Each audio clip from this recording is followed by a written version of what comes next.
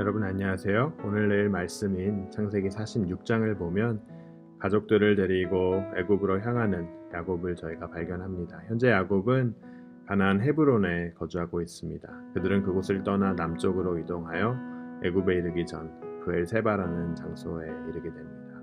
여러분 브엘세바라는 장소 창세기를 통해 많이 접해 보셨죠? 21장, 26장에도 등장하는 요셉의 가족에게 있어 아주 중요한 장소였습니다.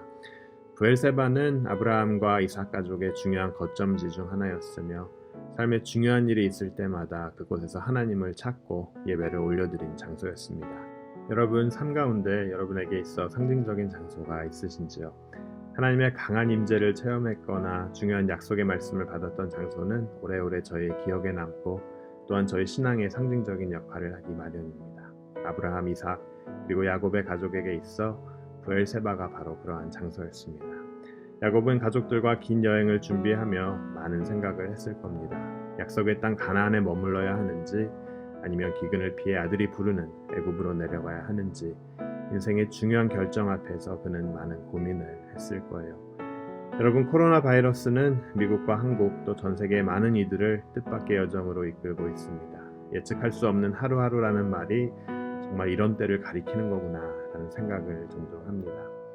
사업을 운영하시는 분들은 수주마다 업데이트되는 행정명령에 맞추어 대응해야 하고 자녀들이 있는 가정은 온라인으로 진행되는 수업에 대응해야 하고 교회도 새로운 방식으로 주님을 향한 예배가 이어져 갈 수 있게 기도하며 구상하는 시간을 갖고 있습니다. 여러분 이러한 상황을 지나가며 야곱이 가졌던 고민들이 더더욱 저희에게 다가옵니다.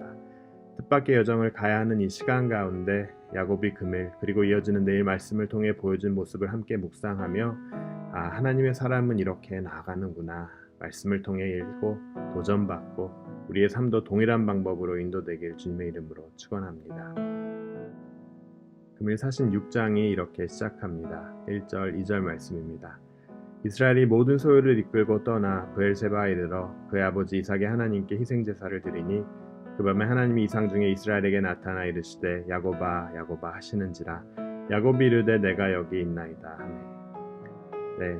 애굽으로 내려가던 야곱은 브엘세바에 이르자 거기서 하나님을 예배합니다. 앞에서도 말씀드린 바대로 브엘세바는 하나님께서 아브라함에게 나타나시고 언약을 갱신하신 곳입니다. 죽을 줄 알았던 아들을 만나는 길이고 또 기근을 피해 어쩔 수 없이 떠나가는 길이라 할지라도 하나님의 뜻이 아니면 갈 수 없는 길이기에 그분의 뜻을 구하려 그는 하나님을 그곳에서 예배하고 있습니다.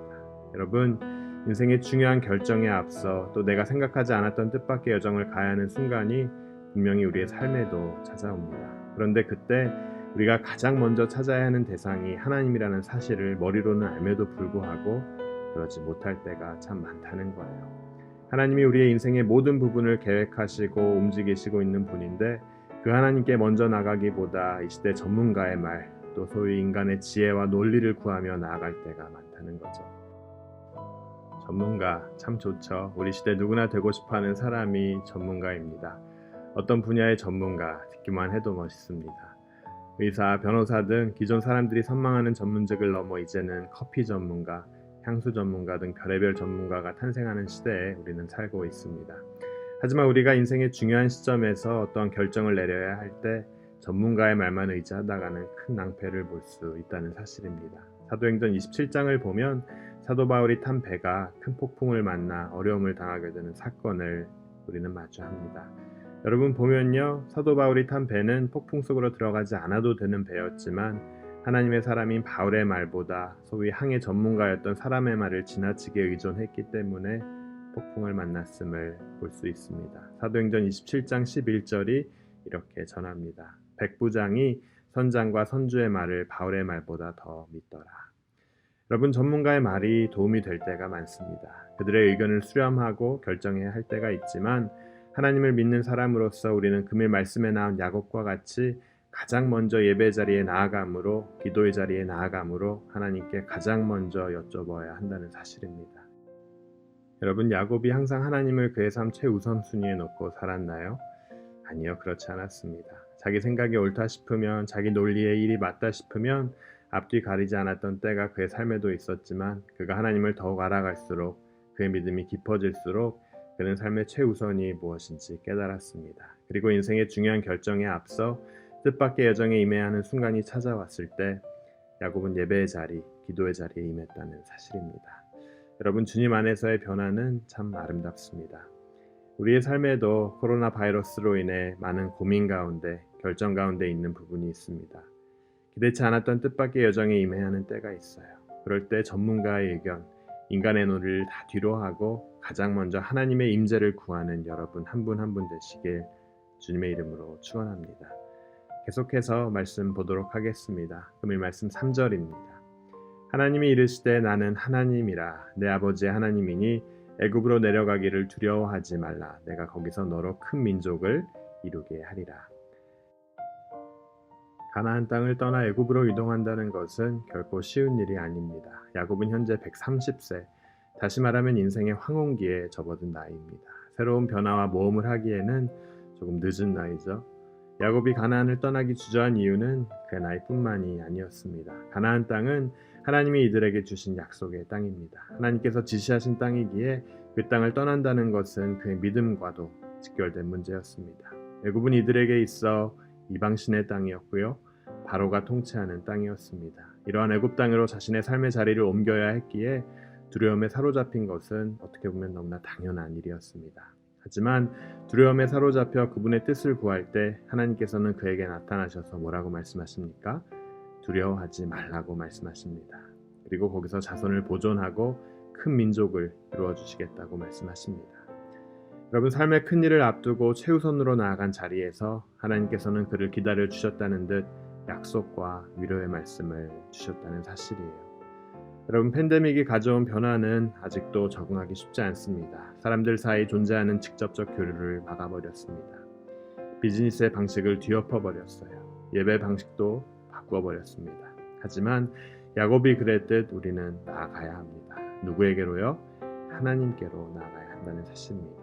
하나님께서는 예상치 않은 새 환경에 처한 이들에게, 흔적 앞에 놓인 그분의 사람들에게 누누이 전합니다.